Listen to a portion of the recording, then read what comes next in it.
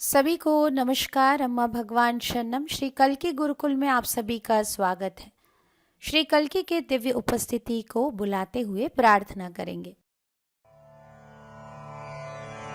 शिष्ट जनावन दुष्ट हरा खगतुर गौतम वाहन ते कल्की रूप परिपालय मां भक्तं ते परिपालय मां। शिष्ट जनावन दुष्ट हरा खगतुर गौतम वाहन ते कल्की रूप परिपालय मां भक्तं ते परिपालय मां।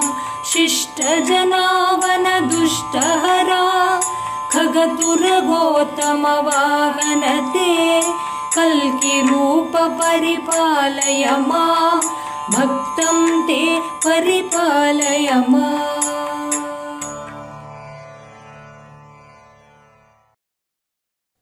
धीरे से आंखें खोलिए। आज हम धर्म 41 नंबर के वीडियो में जो भी टीचिंग्स आप YouTube में देखते हैं उसी का अनुवाद यहाँ पर आप सुनने वाले हैं। श्री कल्की सारे विश्व में कई सारे चमत्कार कर रहे हैं। चमत्कार प्राकृतिक सिद्धांत का विरुद्धाचरण नहीं करते, वो उच्च सिद्धांतों के अनुयायी होते हैं। चमत्कार के उद्देश्य है आपके मन के चंगुल से आपको मुक्त करना। तो यहाँ पर एक भक्त के घर कैसे श्री भगवान जी के श्री मूर्ति में परम ज्योति प्रत्यक्ष हुए हैं आप देख सकते हैं। अभी हम श्री भगवान जी की दिव्य वाणी को सुनेंगे। As I told you here, there's complete freedom to worship any god you like, or you can even worship no god at all. That's also fine.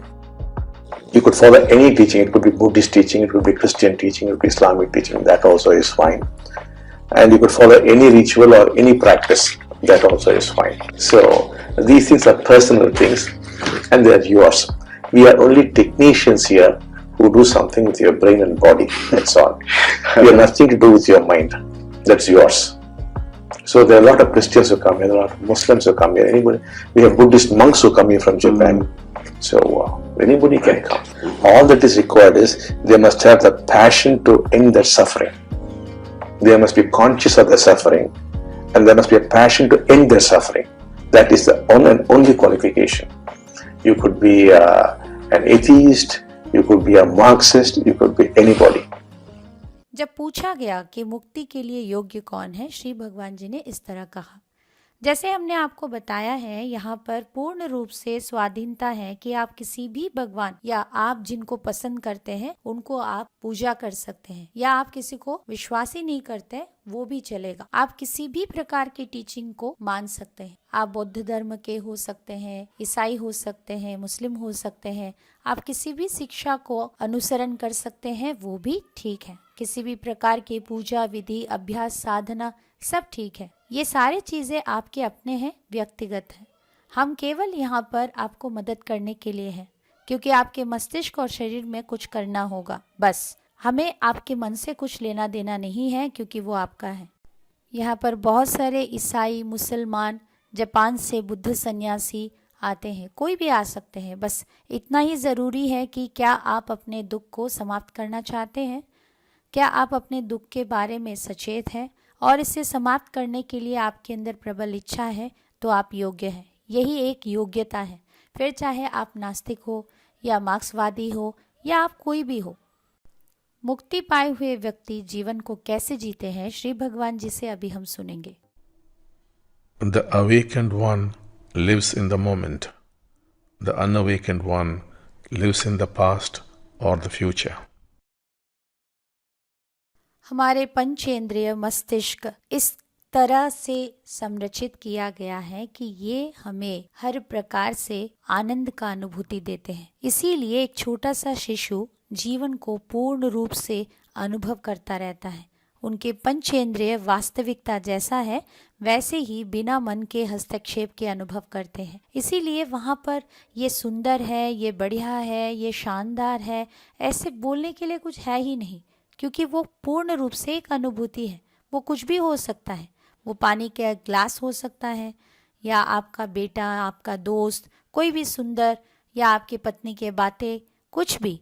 आप उसे अनुभव करते हैं तो वो अनुभूति आपके लिए असाधारण बन जाता है। आप जो भी कर रहे हैं, आप उस चीज को पूर्ण रूप से अनुभव कर पाना ही जीवन का उद्देश्य है, जहाँ पर आप वर्तमान में जीते हैं। जबकि मुक्ति ना पाने की अवस्था में मन अनवरत आपके भीतर कुछ ना कुछ सोचता रहता है, ज़्यादातर आपके अतीत के बारे में। ऐसे नहीं होना चाहिए था, वैसे नहीं होना चाहिए था, अगर ऐसा हो जाता तो। ऐसे आपके मन हमेशा अपने अतीत के बारे में ही सोचता रहता है। जो कुछ भी बीत गया उसी को लेकर आप मंडराते रहते हैं, आप उसी को लेकर योजना बनाते हैं, चिंता करते हैं, भविष्य के बारे में डरते हैं कि आगे जाकर मेरा क्या होगा, मेरे स्वास्थ्य का क्या होगा, मेरे परिवार का क्या होगा। मुक्ति ना पाने की अवस्था में व्यक्ति अतीत और भविष्य के सोच में ही रहते हैं। टाइमलेस इनसाइट्स देखेंगे। Awakening is a benediction. Sri Bhagwan. मुक्ति एक वरदान है। वास्तविकता को पूर्ण रूप से अनुभव करने की सामर्थ्य ना रखने की वजह से हमारे भीतर मानसिक बोझ, जिसे हम कैरी ओवर कहते हैं, और ये कैरी ओवर हमारे मस्तिष्क में पैरेटल लोब्स और राइट फ्रंटल लोब्स ज्यादा काम करने की वजह से और हमारे लेफ्ट फ्रंटल लोब जरूरत से कम काम करने की वजह से, ये न्यूरॉन एक्टिविटी हमारे लोब्स में अगर बदल दिया जाए तो हमारे भीतर कैरी ओवर खत्म हो सकता है या घट सकता है। इसी न्यूरोबायोलॉजिकल प्रक्रिया के बारे में यहाँ पर बात किया जा रहा है, जिसे होने के लिए दीक्षा दिया जाता है। श्री अम्मा भगवान ऐसे एक परिवर्तन मस्तिष्क में दीक्षा के जरिए लाना चाहते हैं, तभी जाकर हम वास्तविकता जैसा है वैसे अनुभव कर सकते हैं। जब हम वास्तविकता जैसा है वैसे अनुभव करते हैं, हमारे दुख खत्म हो जाता है, हम एक नया इंसान बन जाते हैं। इसी को मुक्ति, जीवन मुक्ति, जागृति करके बुलाया जा रहा है। ये केवल दैविक हस्तक्षेप और दैविक आशीर्वाद से ही प्राप्त किया जा सकता है। इसे कितना भी हम समझ ले, इसके बारे में हम कितना भी ज्ञान अर्जन कर ले, कितना भी स्पष्टता या प्रयत्न कुछ भी हम कर ले, ये सारे चीज़ें हमें हमारे मस्तिष्क में परिवर्तन लाने के लिए मदद नहीं करता। श्री अम्मा भगवान हमारे मस्तिष्क में एक परिवर्तन लाकर हमारे दुख को समाप्त कर रहे हैं। ये दैविक रूप से घटित होना है। अगली टीचिंग को देखते हैं।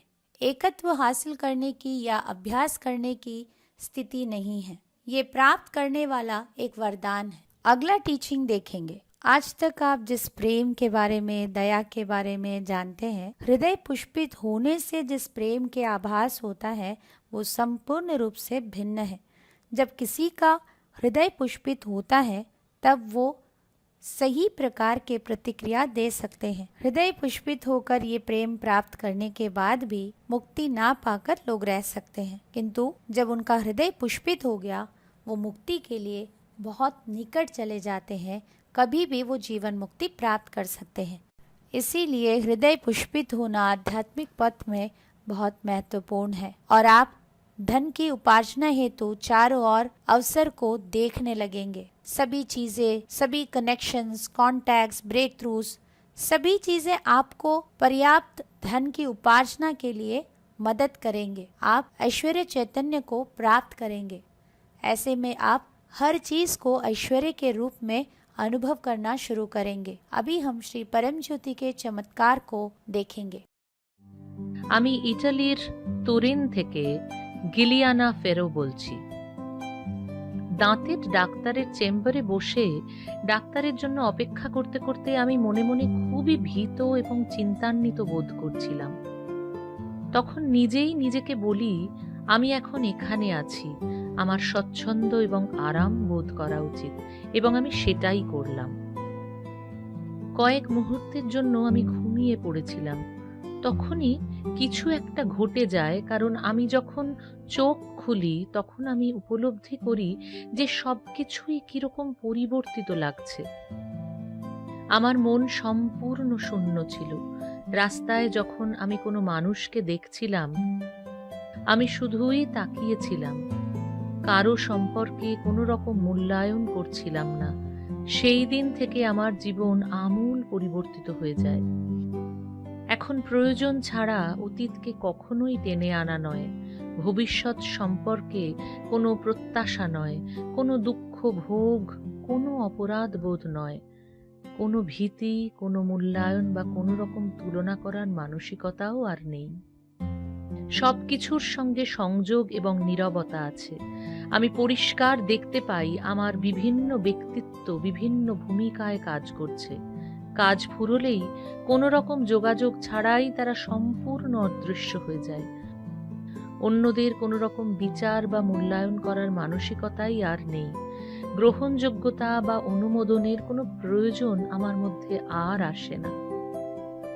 আমি সব কিছুতেই অকারণে খুশি হতে পারি। রান্না করতে করতেও আমি নাচতে শুরু করি। আমি পোষ্য কুকুরের সঙ্গে খুশিতে চিৎকার করি। আমি ধন্যবাদ জ্ঞাপন গান গেয়ে উঠি। মজার ঘটনা ভেবে আমি নিজে নিজেই হাসতে শুরু করি।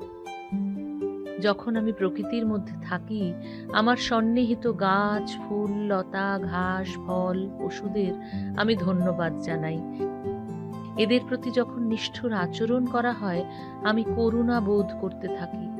আমি অনুভব করি তাদের সকলের মধ্যেই আমি আছি। জীবন এখন মধুর, আর আমি তাকে খুবই সুন্দরভাবে উপভোগ করছি। এখন আমার কর্মক্ষমতা অনেক বেশি।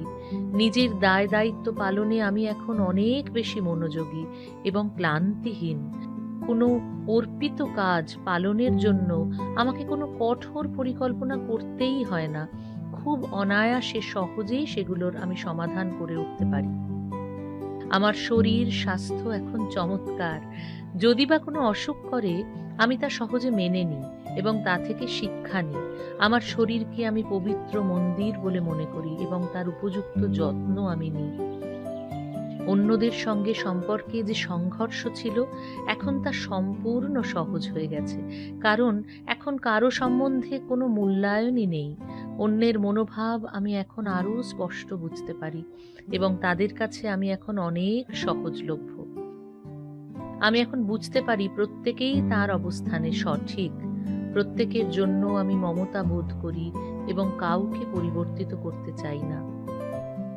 আমি এটাও লক্ষ্য করেছি, আমার পরিচিত লোকজনের আচরণ এখন শুধুই প্রয়োজন ভিত্তিক নয়। কখনো কখনো আমার বিশ্বাসই হয় না যে আমি শ্রী কল্কির কাছ থেকে এত বড় উপহার পেয়েছি। তার প্রতি কৃতজ্ঞতা জানানোর উপযুক্ত ভাষাই আমার জানা নেই। শ্রীমূর্তির দিকে আমি যখন তাকিয়ে থাকি, আমার হৃৎস্পন্দন বেড়ে যায়। শ্রী আম্মা ভগবানের প্রতি আমার ভালোবাসা স্রোত অবিরাম প্রবাহিত হতে থাকে। আমাকে এই চমৎকার মুক্তি স্থিতি দেওয়ার জন্য তাঁদের পাদপদ্মে অনন্ত কোটি প্রণাম, কৃতজ্ঞতা এবং ধন্যবাদ জানাই। अभी आगे बढ़ेंगे। आंखें बंद रखते हुए अभी आप मनन चिंतन करें।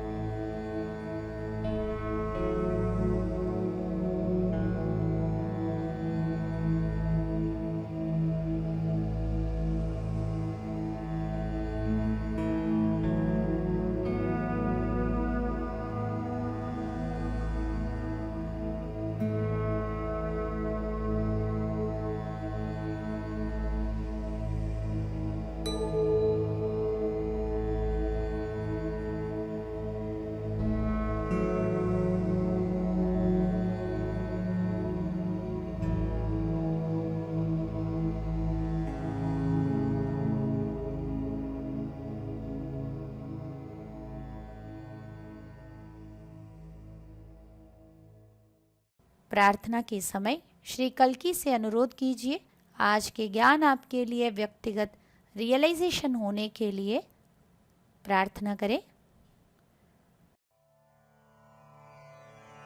शिष्ट जनावन दुष्ट हरा खगतुर गौतम वाहन ते कल्कि रूप परिपालय मां भक्तं ते परिपालय मां शिष्ट जनावन दुष्ट हरा खगतुर गौतम वाहन ते कल्कि रूप परिपालय मां भक्तं ते परिपालय मां शिष्ट जनावन दुष्ट हरा खगतुर गौतम वाहन ते कल्कि रूप परिपालय मां भक्तं ते परिपालय मां।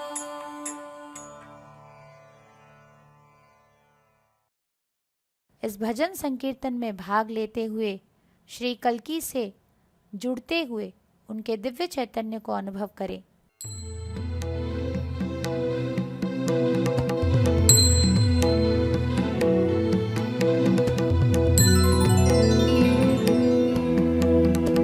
அண்டச்சராச்சரம் பிறந்த நற்பாதம் ஆண்டியுமரசன் வணங்கிடும் பாதம் அண்டச்சராச்சரம் பிறந்த நற்பாதம் ஆண்டியுமரசன் வணங்கிடும் பாதம் பண்டிதன் பாமரன் பணிந்திடும் பாதம் அன்னை பத்மாவதி திருமலர் பாதம் ஸ்ரீ ஸ்ரீ பகவான் திருமலர் பாதம் அண்டச்சராச்சரம் பிறந்த நற்பாதம் ஆண்டியுமரசனும் வணங்கிடும் பாதம் பண்டிதன் பாமரன் பணிந்திடும் பாதம் அன்னை பத்மாவதி திருமலர் பாதம் ஸ்ரீ ஸ்ரீ பகவான் திருமலர் பாதம் ஓம் ஓம் பகவான் ஈஸ்வர நமः ஓம் ஓம் பகவதி ஈஸ்வரி நமः ஓம் ஓம் பகவான் ஈஸ்வர நமः ஓம் ஓம் பகவதி ஈஸ்வரி நமः கானகம் நடந்த ஸ்ரீராமனின் பாதம் பின்தொடர்ந்தே வந்த சீதையின் பாதம் வானரம் ரிஷி முனி வணங்கிய பாதம் அன்னை பத்மாவதி திருமலர் பாதம் கானகம் நடந்த ஸ்ரீராமனின் பாதம் பின்தொடர்ந்தே வந்த சீதையின் பாதம் வானரம் ரிஷி முனி வணங்கிய பாதம் அன்னை பத்மாவதி திருமலர் பாதம் ஸ்ரீ ஸ்ரீ பகவான் திருமலர் பாதம் அண்டச்சராச்சரம் பிறந்த நற்பாதம் ஆண்டியுமரசன் வணங்கிடும் பாதம்। सभी को नमस्कार। अम्मा भगवान शरणम।